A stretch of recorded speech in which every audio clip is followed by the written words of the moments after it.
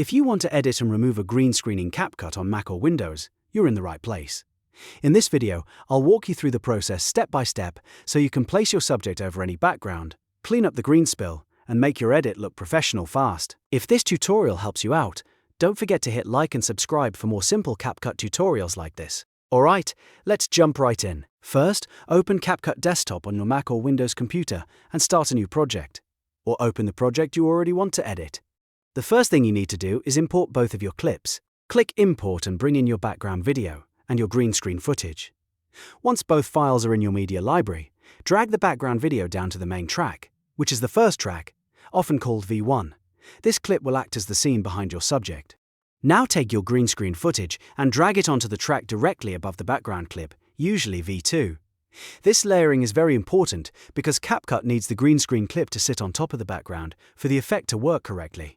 If the clips are on the wrong tracks, the green screen removal will not look right, so double check that the background is underneath and the green screen clip is above it. Next, click the green screen clip on your timeline so it becomes highlighted. This tells CapCut that you want to edit that specific clip. Then look to the upper right side of the screen and open the Video tab.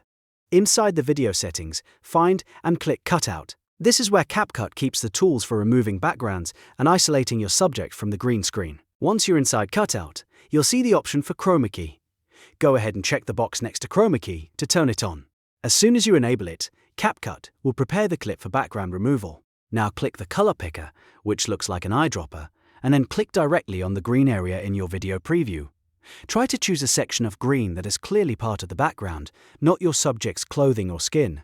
The goal is to tell CapCut exactly which color it should remove. After that, it's time to fine-tune the effect. Start by adjusting the strength slider. Increase it slowly until the green background disappears completely.